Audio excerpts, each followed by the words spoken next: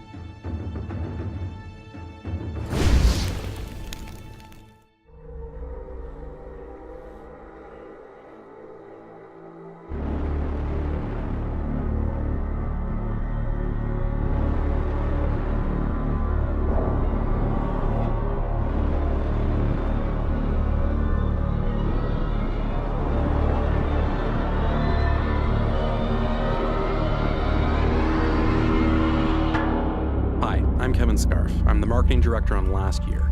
Last year is an asymmetrical multiplayer horror game where one killer has to hunt down a group of teenagers. I'm playing as the Slasher, one of 3 playable killers that ships with the game.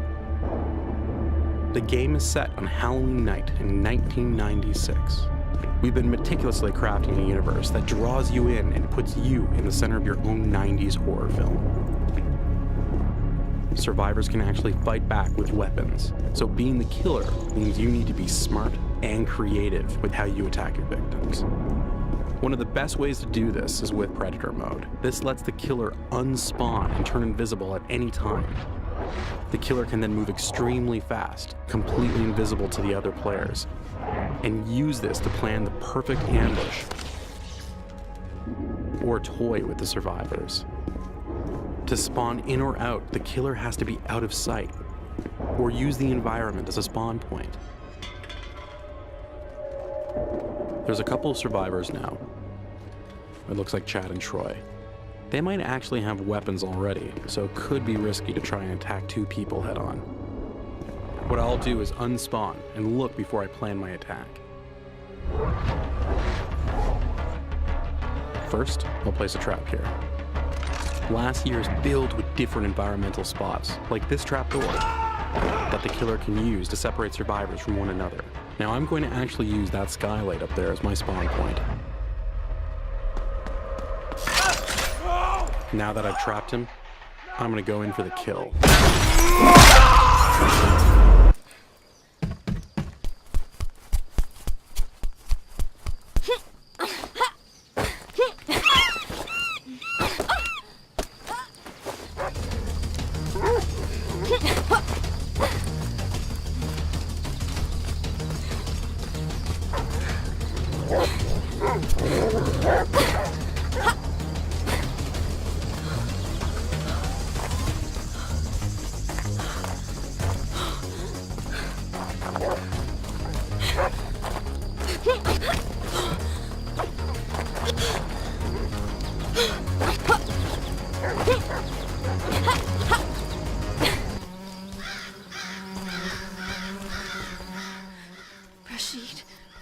Rashid? Fuck.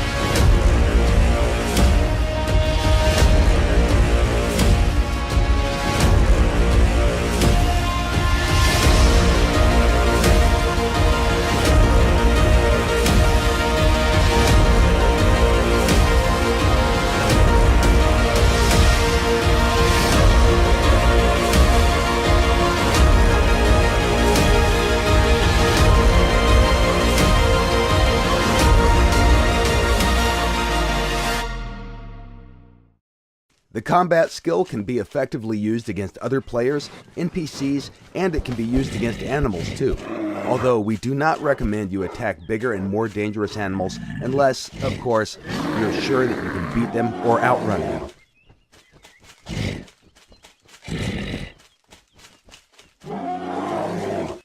During the combat and the physical condition of his character.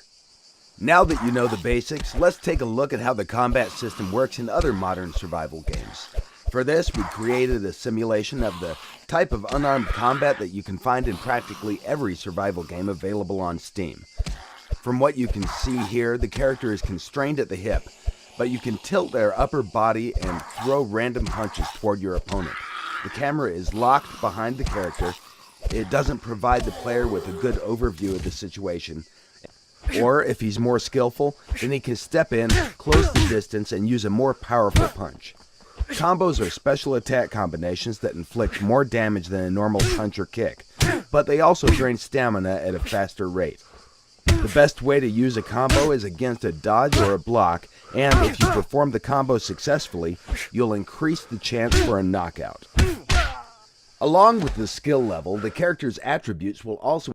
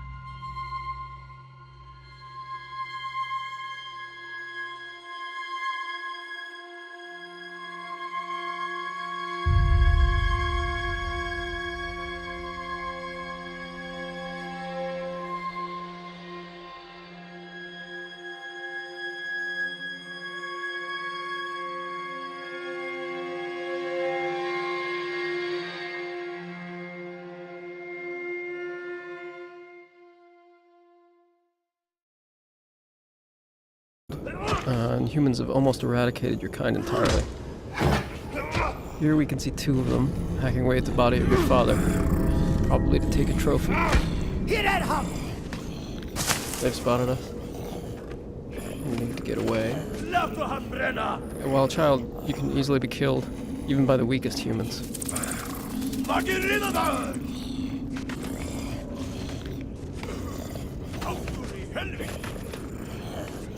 We're trapped on this bridge. Maybe there's an escape route.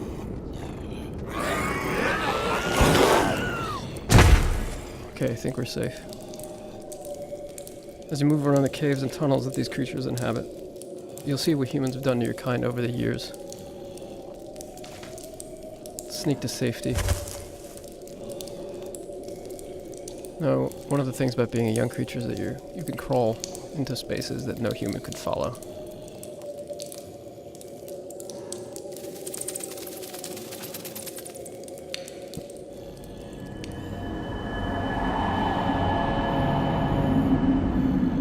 Now, this huge cave with the mysterious tree is one of the last few places of refuge in the world for creatures like you.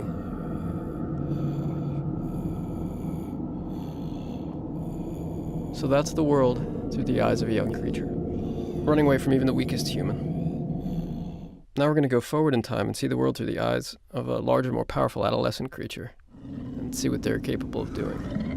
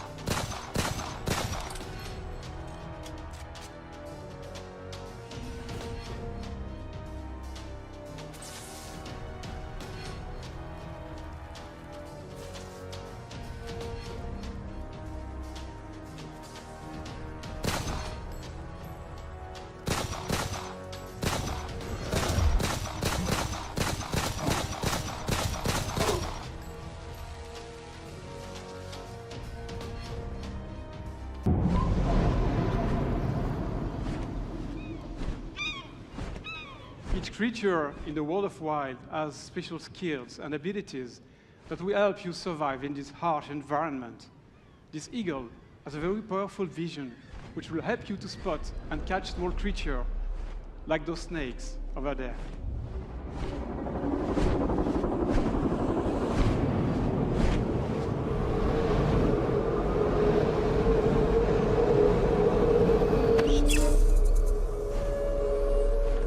Each type of environment provides specific resources and animals that will evolve depending.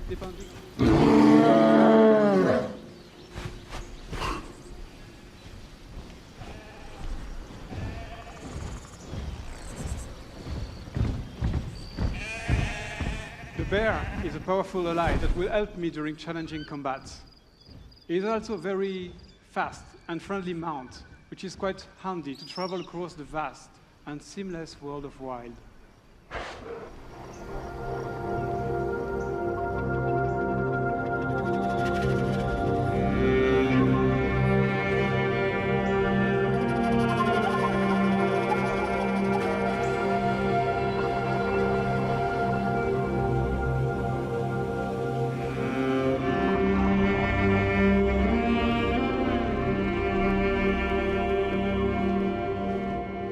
We finally reached the sacred location, where I will be able to summon the snake divinity in order to save the poison member of the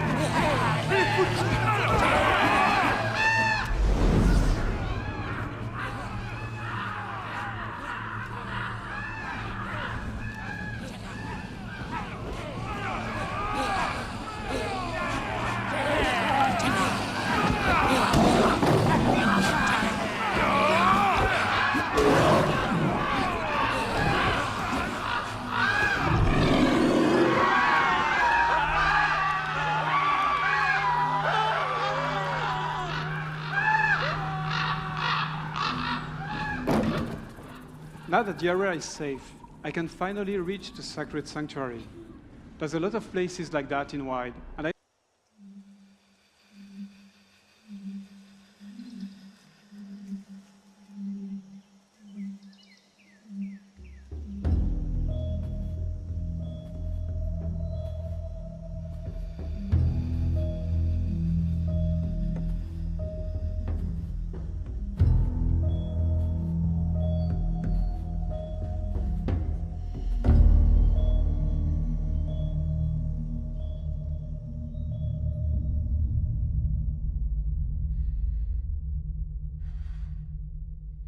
on this earth forevermore.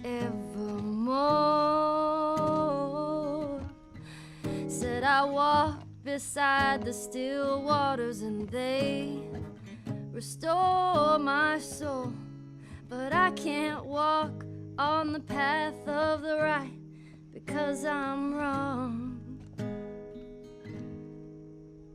No, I can't walk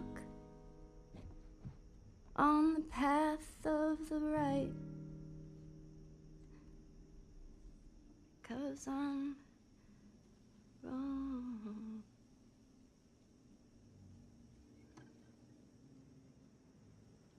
What are you doing, kiddo? You really gonna go through with this?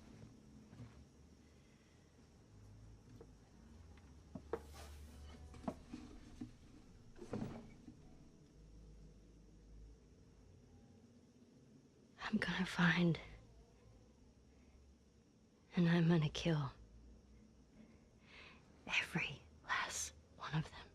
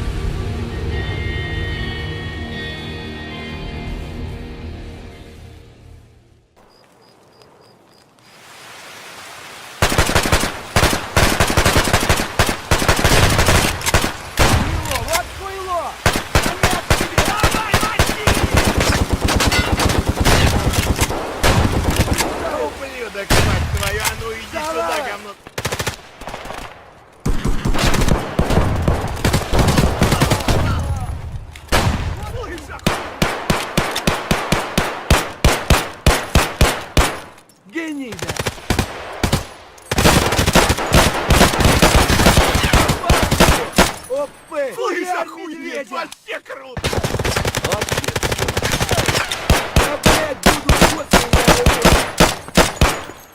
Пацаны, я заряжаю!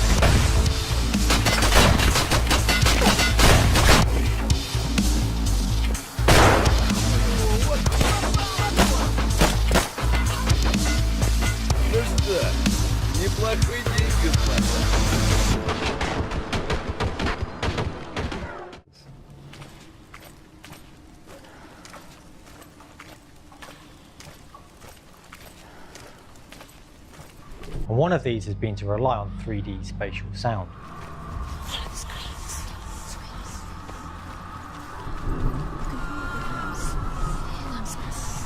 No one will judge her. No one will ever know. Oh, she heard us. In a similar way, when you play the game, you experience the world through Senua's mind's eye. Senua knows that there is no going back to how things were. Functions, it may be that we can begin to understand what happens in the context of psychosis because somebody constructs a world. She's finally arrived in the land of mist and fog. The place the Northmen call Hell. The bridge that separates the living from the dead. The roots of the tree of death will take you to new lands where you will face the trials. Look around and you'll see them. The drowned, the sick. Here they lie, rotting in the fields and rivers of hell.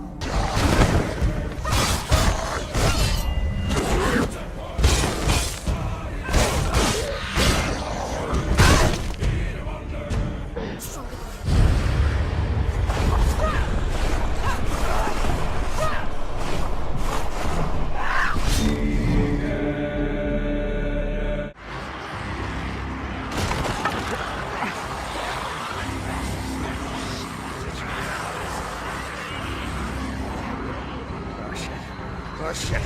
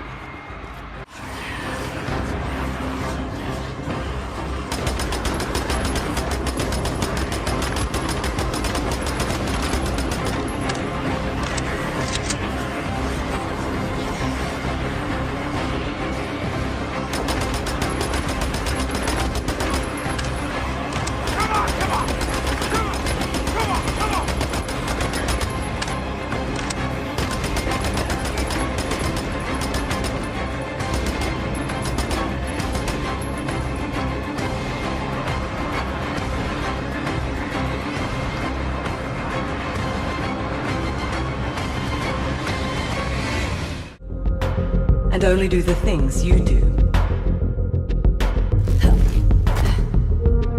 So it's the way you play the game that shapes your enemy.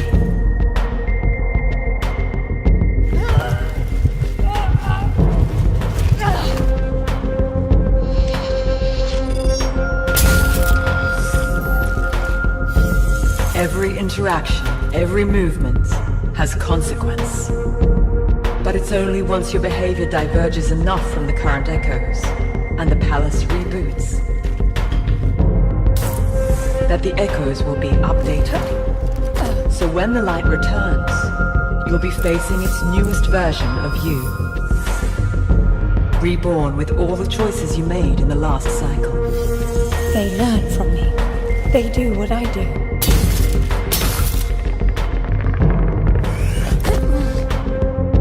The palace watches everything you do in the light. But in the darkness, as it reboots, it is blind. And you are free to act without consequence.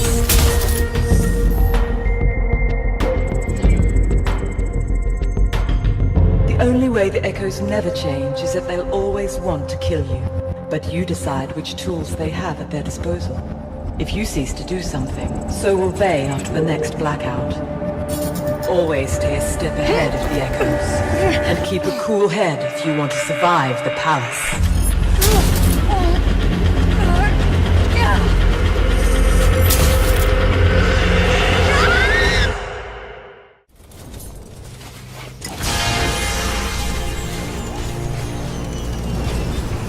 Great. Now build defenses around the power collector, because enemies will attack it when you activate it.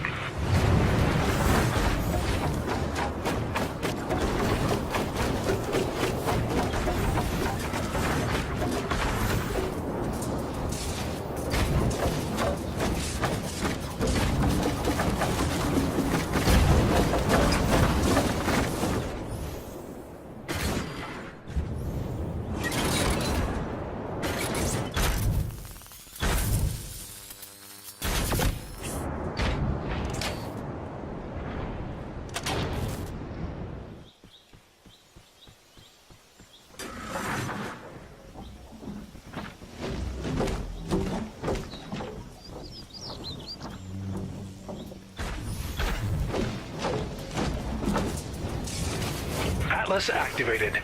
Now defend the Atlas until the gate has been closed.